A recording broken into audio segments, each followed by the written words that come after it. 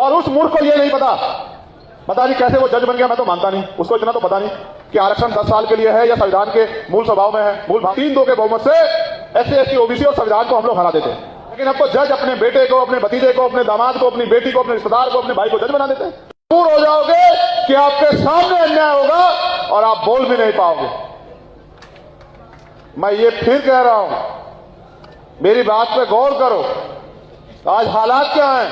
कल फैसला आया सुप्रीम कोर्ट का,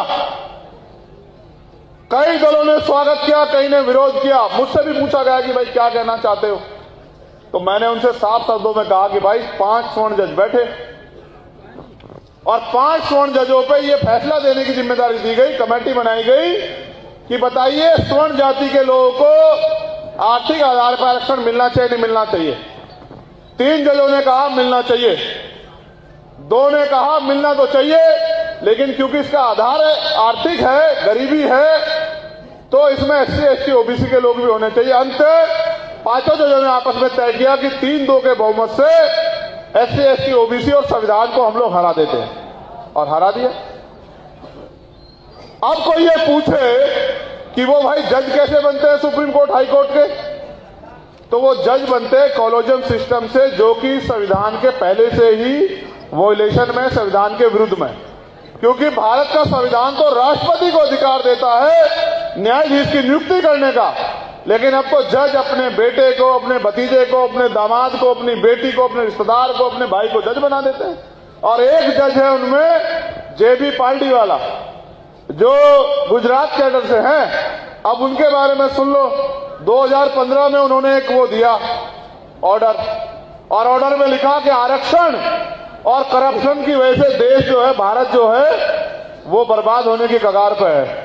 और उस मूर्ख को ये नहीं पता नहीं कैसे वो जज बन गया, मैं तो मानता नहीं, उसको इतना तो पता नहीं कि आरक्षण 10 साल के लिए है या संविधान के मूल स्वभाव में है, मूल भावना में है, या संवैधानिक अधिकार है, ये भी नहीं पता है। कोई भी जज जो मना है कुछ भी बोल देता है।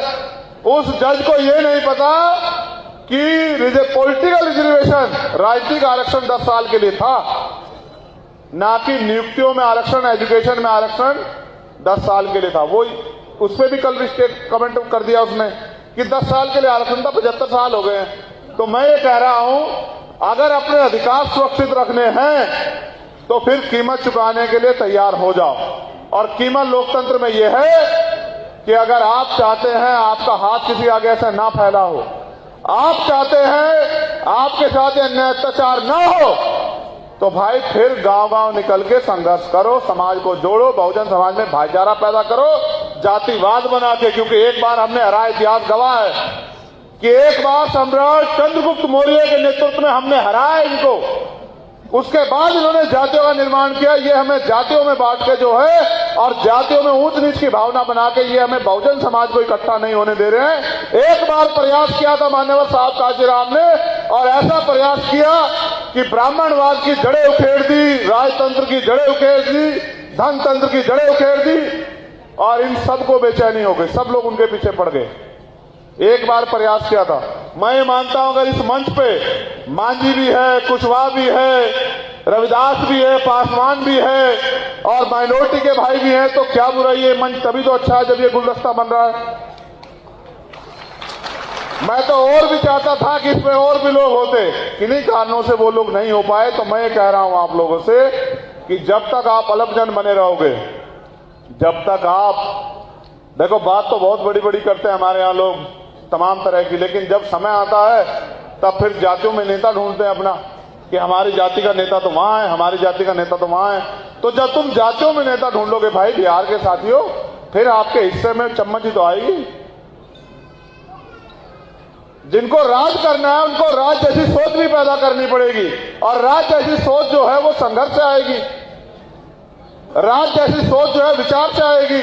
इस देश में आज जो टकराव है ना, वो सीधा सीधा सा ब्राह्मणवाद और अम्बेडकरवाद के बीच में है, सीधा सा। वो लोग बेवकूफ बना के इस देश से जो भारतीय संविधान है उसको खत्म कर देना चाहते हैं। और मैं आपसे पूछना चाहता हूं, मेरी माए बहनें भी यहाँ हैं, देखो इतनी बड़ी संख्या में इधर भी बैठी हैं, उधर भी बैठी, यहाँ भी बैठी हैं, मैं उनका भी धन्यवाद देता हूँ। ना तो मंच पे उनमें से कोई है, एक बैठी भी तो एक दो पीछे बैठी है बेचारी। मैं तो चाहता था इस मंच पे वो आगे बैठती है, एक वहां हमारी बराबर में, तब तो मजा आता जब वो जो है उनको भी सम्मान बराबर का मिलता। अभी हमें बहुत कुछ सुधार करने की जरूरत है, ये बात अलग है। लेकिन मैं ये आपसे पूछना चाहता हूं कि अगर भारतीय संविधान कल खत्म हो जाता है, यानी कि समान अवसर खत्म हो जाते हैं, तो आपको कोई कुर्सी पर बैठने देगा भाई? आज जो लोग फोटो खींचने वाले बन रहे हैं, आप ये बताओ, आप ये बताओ, अगर ये संविधान जो हमें समान अवसर देता, अच्छा देखो, 2 हाथ 2 पैर 2 आंख 2 कान और स्वस्थ शरीर तो आपके पास है और ऐसा ही शरीर मेरे पास है। और अगर आप आगे नहीं बढ़ रहे हो तो आप अपने लिए दूसरे को दोषी मत कहो, क्योंकि वही आगे बढ़ेगा, वही चमकेगा जो रगड़ा जाएगा, जो मेहनत करेगा, संघर्ष करेगा, वही आगे निकलेगा। तो आप ये बताओ, जब समान अवसर है, आज पढ़ने के लिए भी समान अवसर है हमारे पास, पढ़े हम लोग, और राजनीति के लिए भी समान अवसर है, तो हम दूसरे दलों की पूंछ क्यों बने?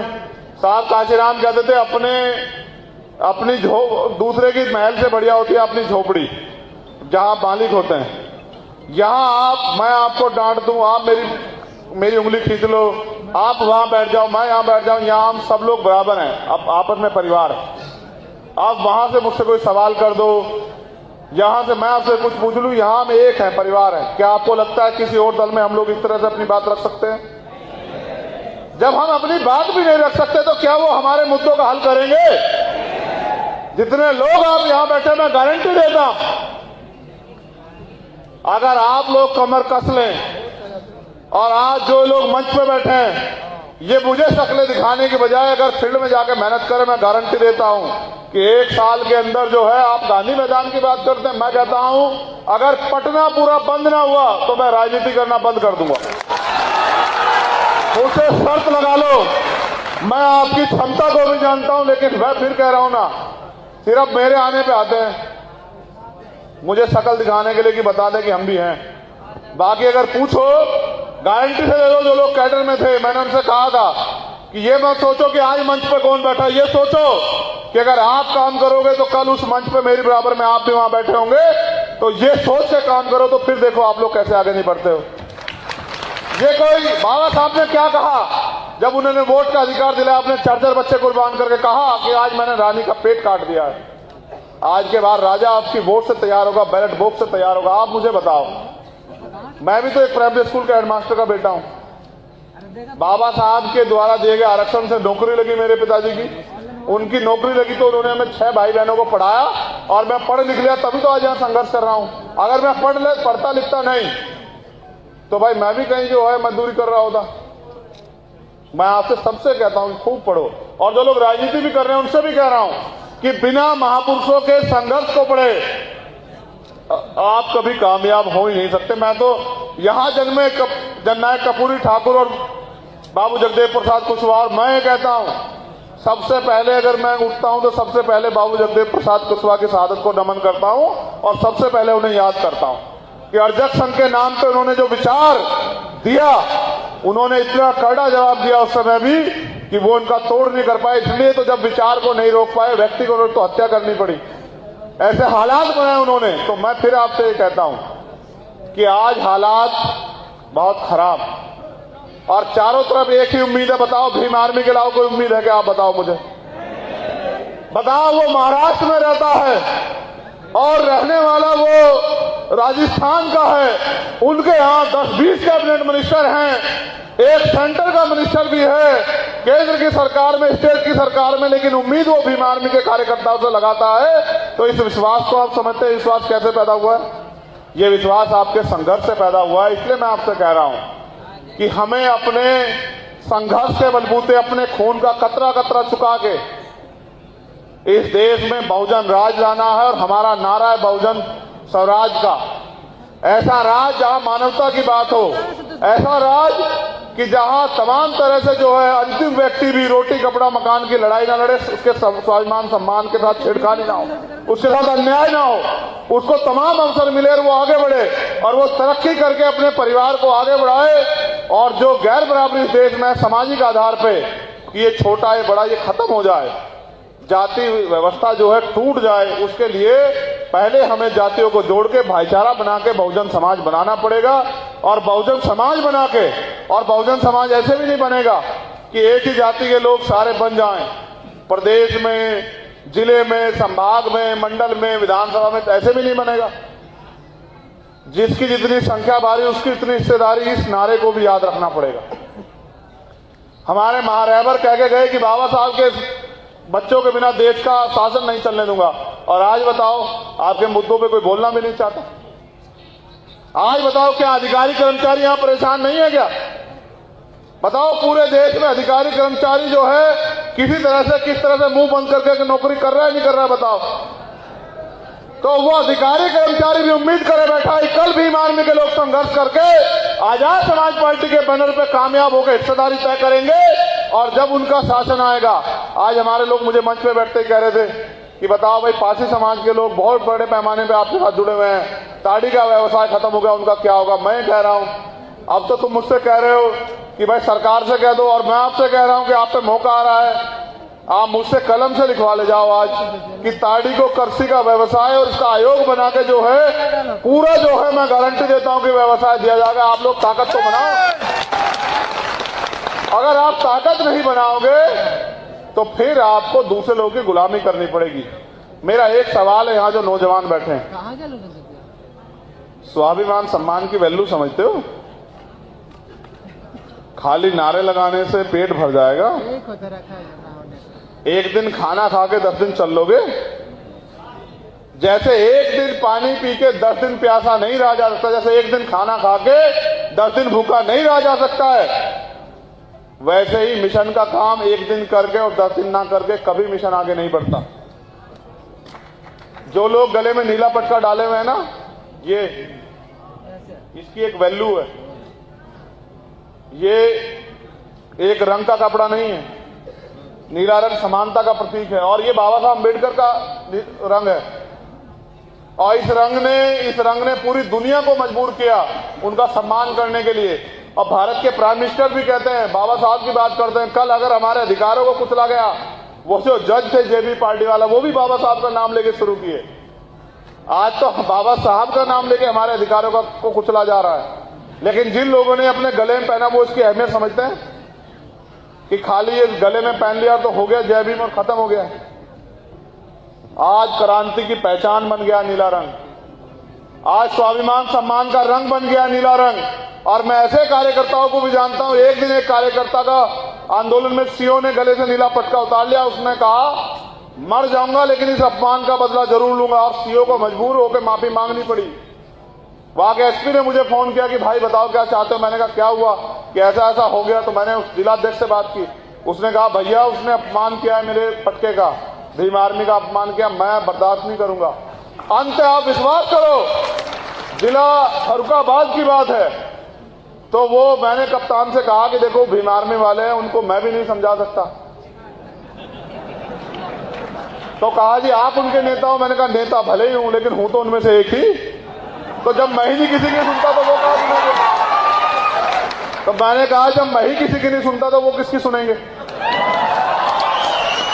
तो फिर एसएसपी ने कहा मैं जिम्मेदारी लेता हूं, उसको बुलाया और ससम्मान वो पटका उस सीओ के हाथ सबसे गले में डलवाया, और सीओ ने कहा मुझसे गलती हो गई, तब वो माना। देखो कीमत चुकानी पड़ती है। मैं आपको भी कह रहा हूं, आप तय करो, बिहार में आप इस अन्याय के साथ जीना चाहते हैं, अपनी ताकत बना के जो है कामयाब होगे, और ये जो यहाँ बिहार में ये कुर्सियां रखी इन पे बैठना दूर हो जाओगे कि आपके सामने अन्याय होगा और आप बोल भी नहीं पाओगे। मैं ये फिर कह रहा हूं, मेरी बात पे गौर करो। आज हालात क्या हैं? कल फैसला आया सुप्रीम कोर्ट का, कई दलों ने स्वागत किया, कई ने विरोध किया। मुझसे भी पूछा गया कि भाई क्या कहना चाहते हो, तो मैंने उनसे साफ शब्दों में कहा कि भाई 5 स्वर्ण जज बैठे, और 5 स्वर्ण जजों पे ये फैसला देने की जिम्मेदारी दी गई, कमेटी बनाई गई कि बताइए स्वर्ण जाति के लोगों को आर्थिक आधार पर आरक्षण मिलना चाहिए नहीं मिलना चाहिए। 3 जजों ने कहा मिलना चाहिए, 2 ने कहा मिलना तो चाहिए, लेकिन क्योंकि इसका आधार आर्थिक है, गरीबी है, तो इसमें SC ST OBC के लोग भी होने चाहिए। अंत 5 जजों ने आपस में तय किया कि 3-2 के बहुमत से SC ST OBC और संविधान को हम लोग हरा देते हैं, और हरा दिया। अब कोई ये पूछे कि वो भाई जज कैसे बनते हैं सुप्रीम कोर्ट हाई कोर्ट के, तो वो जज बनते हैं कॉलोजियम सिस्टम से, जो कि संविधान के पहले से ही वॉयलेशन में, संविधान के विरुद्ध में, क्योंकि भारत का संविधान तो राष्ट्रपति को अधिकार देता है न्यायाधीश की नियुक्ति करने का, लेकिन अब तो जज अपने बेटे को, अपने भतीजे को, अपने दामाद को, अपनी बेटी को, अपने रिश्तेदार को, अपने भाई को जज बना देते हैं। और एक जज है उनमें JB पार्टीवाला, जो गुजरात कैडर से हैं। अब उनके बारे में सुन लो, 2015 में उन्होंने एक वो दिया ऑर्डर, और ऑर्डर में लिखा कि आरक्षण और करप्शन की वजह से देश जो है, भारत जो है, वो बर्बाद होने की कगार पर है। और उस मूर्ख को ये नहीं पता नहीं कैसे वो जज बन गया। मैं तो मानता नहीं, उसको इतना तो पता नहीं कि आरक्षण 10 साल के लिए है या संविधान के मूल स्वभाव में है, मूल भावना में है, या संवैधानिक अधिकार है, ये भी नहीं पता है। कोई भी जज जो मना है कुछ भी बोल देता है। उस जज को ये नहीं पता कि पॉलिटिकल रिजर्वेशन, राजनीतिक आरक्षण 10 साल के लिए था, ना कि नियुक्तियों में आरक्षण, एजुकेशन में आरक्षण 10 साल के लिए था। वो उस पर भी कल स्टेट कमेंट कर दिया उसने कि 10 साल के लिए आरक्षण था, 75 साल हो गए हैं। तो मैं ये कह रहा हूं, अगर अपने अधिकार सुरक्षित रखने हैं तो फिर कीमत चुकाने के लिए तैयार हो जाओ। और कीमत लोकतंत्र में यह है कि अगर आप चाहते हैं आपका हाथ किसी आगे ऐसा ना फैला हो, आप चाहते हैं आपके साथ अन्याय अत्याचार ना हो, तो भाई फिर गांव-गांव निकल के संघर्ष करो, समाज को जोड़ो, बहुजन समाज में भाईचारा पैदा करो, जातिवाद बना के। क्योंकि एक बार हमने हरा, इतिहास गवाह है कि एक बार सम्राट चंद्रगुप्त मौर्य के नेतृत्व में हमने हराया इनको, उसके बाद इन्होंने जातियों का निर्माण किया। ये हमें जातियों में बांट के जो है, और जातियों में ऊंच नीच की भावना बना के ये हमें बहुजन समाज को इकट्ठा नहीं होने दे रहे हैं। एक बार प्रयास किया था मान्यवर साहब कांशीराम ने, और ऐसा प्रयास किया कि ब्राह्मणवाद की जड़ें उखेड़ दी, राजतंत्र की जड़ें उखेड़ दी, धनतंत्र की जड़ें उखेड़ दी, और इन सबको बेचैनी हो गई, सब लोग उनके पीछे पड़ गए। एक बार प्रयास किया था। मैं मानता हूं अगर इस मंच पे मांझी भी है, कुशवाहा भी है, रविदास भी है, पासवान भी है, और माइनॉरिटी के भाई भी हैं, तो क्या बुराई है? मंच तभी तो अच्छा है जब ये गुलदस्ता बन रहा है। मैं तो और भी चाहता था कि इसमें और भी लोग होते, किन्हीं कारणों से वो लोग नहीं हो पाए। तो मैं ये कह रहा हूं आप लोगों से कि जब तक आप अलपजन बने रहोगे, जब तक आप, देखो बात तो बहुत बड़ी बड़ी करते हैं हमारे यहाँ लोग तमाम तरह की, लेकिन जब समय आता है तब फिर जातियों में नेता ढूंढते हैं अपना, कि हमारी जाति का नेता तो वहां है, हमारी जाति का नेता तो वहां है। तो जब तुम जातियों में नेता ढूंढोगे भाई बिहार के साथियों, फिर आपके हिस्से में चम्मच ही तो आएगी। जिनको राज करना है उनको राज जैसी सोच भी पैदा करनी पड़ेगी, और राज जैसी सोच जो है वो संघर्ष से आएगी, राज जैसी सोच जो है विचार से आएगी। इस देश में आज जो टकराव है ना, वो सीधा सीधा था ब्राह्मणवाद और अंबेडकरवाद के बीच में है, सीधा था। वो लोग बेवकूफ बना के इस देश से जो भारतीय संविधान है उसको खत्म कर देना चाहते हैं। और मैं आपसे पूछना चाहता हूं, मेरी माएं बहनें भी यहाँ हैं, देखो इतनी बड़ी संख्या में, इधर भी बैठी हैं, उधर भी बैठी, यहाँ भी बैठी हैं, मैं उनका भी धन्यवाद देता हूं। ना तो मंच पे उनमें से कोई है, एक बैठी भी तो, एक दो पीछे बैठी है बेचारी।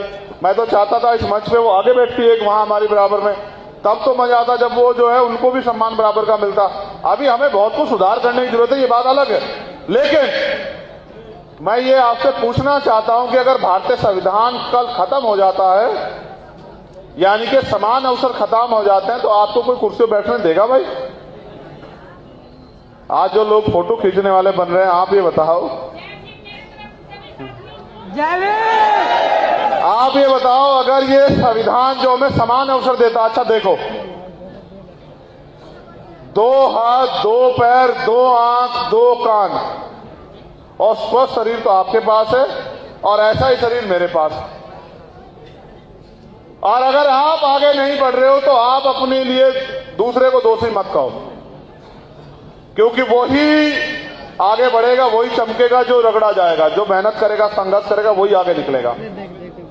तो आप ये बताओ, जब समान अवसर है, आज पढ़ने के लिए भी समान अवसर है हमारे पास, पढ़े हम लोग, और राजनीति के लिए भी समान अवसर है, तो हम दूसरे दलों की पूंछ क्यों बने? साहब काशीराम कहते थे, अपनी दूसरे की महल से बढ़िया होती है अपनी झोपड़ी, जहां मालिक होते हैं। यहां मैं आपको डांट दूं, आप मेरी उंगली खींच लो, आप वहां बैठ जाओ, मैं यहां बैठ जाऊं, यहां हम सब लोग बराबर हैं, अब आपस में परिवार। आप वहां से मुझसे कोई सवाल कर दो, यहां से मैं आपसे कुछ पूछ लूं, यहां हम एक हैं, परिवार है। क्या आपको लगता है किसी और दल में हम लोग इस तरह से अपनी बात रख सकते हैं? जब हम अपनी बात भी नहीं रख सकते तो क्या वो हमारे मुद्दों का हल करेंगे? जितने लोग आप यहां बैठे, मैं गारंटी देता हूं, अगर आप लोग कमर कस लें, और आज जो लोग मंच पे बैठे हैं, ये मुझे शक्लें दिखाने की बजाय अगर फील्ड में जाकर मेहनत करें, मैं गारंटी देता हूं कि 1 साल के अंदर जो है, आप गांधी मैदान की बात करते हैं, मैं कहता हूं अगर पटना पूरा बंद ना हुआ तो मैं राजनीति करना बंद कर दूंगा। मुझसे शर्त लगा लो, मैं आपकी क्षमता को भी जानता हूं, लेकिन मैं फिर कह रहा हूं ना, सिर्फ मेरे आने पे आते हैं मुझे शक्ल दिखाने के लिए कि बता दें कि हम भी हैं। बाकी अगर पूछो, गारंटी से दे दो, जो लोग कैडर में थे, मैंने उनसे कहा था कि ये मत सोचो कि आज मंच पे कौन बैठा, ये सोचो कि अगर आप काम करोगे तो कल उस मंच पे मेरी बराबर में आप भी वहां बैठे होंगे। तो ये सोच के काम करो, तो फिर देखो आप लोग कैसे आगे नहीं बढ़ते हो। ये कोई बाबा साहब ने क्या कहा जब उन्होंने वोट का अधिकार दिलाया, अपने 4 बच्चे कुर्बान करके कहा कि आज मैंने रानी का पेट काट दिया है। आज के बाद राजा आपकी वोट से तैयार होगा, बैलेट बॉक्स से तैयार होगा। आप मुझे बताओ, मैं भी तो एक प्राइमरी स्कूल के हेडमास्टर का बेटा हूं। बाबा साहब के द्वारा दिए गए आरक्षण से नौकरी लगी मेरे पिताजी की, उनकी नौकरी लगी तो उन्होंने हमें 6 भाई बहनों को पढ़ाया, और मैं पढ़ लिख लिया, तभी तो आज यहां संघर्ष कर रहा हूं।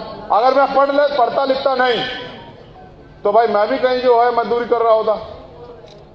मैं आपसे सबसे कहता हूं खूब पढ़ो, और जो लोग राजनीति भी कर रहे हैं उनसे भी कह रहा हूं कि बिना महापुरुषों के संघर्ष को पढ़े आप कभी कामयाब हो ही नहीं सकते। मैं तो यहां जन्मे जननायक कर्पूरी ठाकुर और बाबू जगदेव प्रसाद कुशवाहा, और मैं ये कहता हूं सबसे पहले अगर मैं उठता हूं तो सबसे पहले बाबू जगदेव प्रसाद कुशवाहा की शहादत को नमन करता हूं, और सबसे पहले उन्हें याद करता हूं कि अर्जक संघ के नाम पे उन्होंने जो विचार दिया, उन्होंने इतना कड़ा जवाब दिया उस समय भी कि वो उनका तोड़ नहीं कर पाए। इसलिए तो जब विचार को नहीं रोक पाए, व्यक्ति को तो हत्या करनी पड़ी, ऐसे हालात बनाए उन्होंने। तो मैं फिर आपसे ये कहता हूं कि आज हालात बहुत खराब, और चारों तरफ एक ही उम्मीद है। बताओ, भीम आर्मी के अलावा कोई उम्मीद है क्या? आप बताओ मुझे, बताओ। वो महाराष्ट्र में रहता है और रहने वाला वो राजस्थान का है, उनके यहां 10-20 कैबिनेट मिनिस्टर हैं, एक सेंटर का मिनिस्टर भी है, केंद्र की सरकार में, स्टेट की सरकार में, लेकिन उम्मीद वो भीम आर्मी के कार्यकर्ताओं से लगाता है। तो इस विश्वास को आप समझते हैं, विश्वास कैसे पैदा हुआ है? ये विश्वास आपके संघर्ष से पैदा हुआ है। इसलिए मैं आपसे कह रहा हूं कि हमें अपने संघर्ष के बलबूते, अपने खून का कतरा कतरा चुका के इस देश में बहुजन राज लाना है, और हमारा नारा है बहुजन स्वराज का। ऐसा राज जहां मानवता की बात हो, ऐसा राज कि जहां तमाम तरह से जो है अंतिम व्यक्ति भी रोटी कपड़ा मकान की लड़ाई ना लड़े, उसके स्वाभिमान सम्मान के साथ छेड़खानी ना हो, उसके साथ अन्याय ना हो, उसको तमाम अवसर मिले और वो आगे बढ़े, और वो तरक्की करके अपने परिवार को आगे बढ़ाए। और जो गैर बराबरी इस देश में सामाजिक आधार पे, ये छोटा ये बड़ा ये खत्म हो जाए, जाति व्यवस्था जो है टूट जाए, उसके लिए पहले हमें जातियों को जोड़ के भाईचारा बना के बहुजन समाज बनाना पड़ेगा। और बहुजन समाज बना के, और बहुजन समाज ऐसे भी नहीं बनेगा कि एक ही जाति के लोग सारे बन जाएं। प्रदेश में, जिले में, संभाग में, मंडल में, विधानसभा में, तो ऐसे भी नहीं बनेगा। जिसकी जितनी संख्या भारी उसकी इतनी हिस्सेदारी, इस नारे को भी याद रखना पड़ेगा। हमारे महारहबर कह के गए कि बाबा साहब के बच्चों के बिना देश का शासन नहीं चलने दूंगा, और आज बताओ आपके मुद्दों पे कोई बोलना भी नहीं चाहता। आज बताओ, क्या अधिकारी कर्मचारी यहां परेशान नहीं है क्या? बताओ, पूरे देश में अधिकारी कर्मचारी जो है किसी तरह से किस तरह से मुंह बंद करके नौकरी कर रहा है नहीं कर रहा है बताओ। तो वो अधिकारी कर्मचारी भी उम्मीद करे बैठा है कल भीम आर्मी के लोग संघर्ष करके आजाद समाज पार्टी के बैनर पे कामयाब होकर हिस्सेदारी तय करेंगे और जब उनका शासन आएगा। आज हमारे लोग मुझे मंच पे बैठते ही कह रहे थे कि बताओ भाई पासी समाज के लोग बहुत बड़े पैमाने पे आपके साथ जुड़े हुए हैं, ताड़ी का व्यवसाय खत्म हो गया, उनका क्या होगा। मैं कह रहा हूं अब तो तुम मुझसे कह रहे हो कि भाई सरकार से कह दो और मैं आपसे कह रहा हूं कि आप पे मौका आ रहा है, आप मुझसे कलम से लिखवा ले जाओ आज कि ताड़ी को कृषि का व्यवसाय और इसका आयोग बना के जो है पूरा जो है मैं गारंटी देता हूं कि व्यवसाय दिया जाएगा। आप लोग ताकत तो बनाओ। अगर आप ताकत नहीं बनाओगे तो फिर आपको दूसरे लोगों की गुलामी करनी पड़ेगी। मेरा एक सवाल है, यहां जो नौजवान बैठे हैं, स्वाभिमान सम्मान की वैल्यू समझते हो? खाली नारे लगाने से पेट भर जाएगा? एक दिन खाना खा के 10 दिन चल लोगे? जैसे एक दिन पानी पी के 10 दिन प्यासा नहीं रहा जा सकता, जैसे एक दिन खाना खा के 10 दिन भूखा नहीं रहा जा सकता है, वैसे ही मिशन का काम एक दिन करके और 10 दिन ना करके कभी मिशन आगे नहीं बढ़ता। जो लोग गले में नीला पटका डाले हुए हैं ना, ये इसकी एक वैल्यू है। ये एक रंग का कपड़ा नहीं है, नीला रंग समानता का प्रतीक है और ये बाबा साहब अम्बेडकर का रंग है। और इस रंग ने पूरी दुनिया को मजबूर किया उनका सम्मान करने के लिए। और भारत के प्राइम मिनिस्टर भी कहते हैं, बाबा साहब की बात करते हैं, कल अगर हमारे अधिकारों को कुचला गया, वो जो जज थे जेबी पार्टी वाला, वो भी बाबा साहब का नाम लेके शुरू किए। आज तो बाबा साहब का नाम लेके हमारे अधिकारों को कुचला जा रहा है। लेकिन जिन लोगों ने अपने गले में पहना वो इसकी अहमियत समझते हैं कि खाली ये गले में पहन लिया तो हो गया जय भीम और खत्म हो गया। आज क्रांति की पहचान बन गया नीला रंग, आज स्वाभिमान सम्मान का रंग बन गया नीला रंग। और मैं ऐसे कार्यकर्ताओं को भी जानता हूं, एक दिन एक कार्यकर्ता का आंदोलन में सीओ ने गले से नीला पटका उतार लिया। उसने कहा मर जाऊंगा लेकिन इस अपमान का बदला जरूर लूंगा, और सीओ को मजबूर होकर माफी मांगनी पड़ी। वहां के एसपी ने मुझे फोन किया कि भाई बताओ क्या चाहते हो। मैंने कहा क्या हुआ कि ऐसा ऐसा हो गया। तो मैंने उस जिलाध्यक्ष से बात की, उसने कहा भैया उसने अपमान किया है मेरे पटके का, भीम आर्मी का अपमान किया, मैं बर्दाश्त नहीं करूंगा। अंत आप विश्वास करो, जिला फर्रुखाबाद की बात है, तो वो मैंने कप्तान से कहा कि देखो भीम आर्मी वाले हैं, उनको मैं भी नहीं समझा सकता। तो कहा जी आप उनके नेता हो। मैंने कहा नेता भले ही हूं लेकिन हूं तो उनमें से एक ही। तो जब मैं ही नहीं किसी की सुनता तो वो कहा सुनेंगे। तो मैंने कहा जब मैं ही किसी की नहीं सुनता तो वो किसकी सुनेंगे। तो फिर एसएसपी ने कहा मैं जिम्मेदारी लेता हूं, उसको बुलाया और सह सम्मान वो पटका उस सीओ के हाथ सबसे गले में डलवाया। और सीओ ने कहा मुझसे गलती हो गई, तब वो माना। देखो कीमत चुकानी पड़ती है।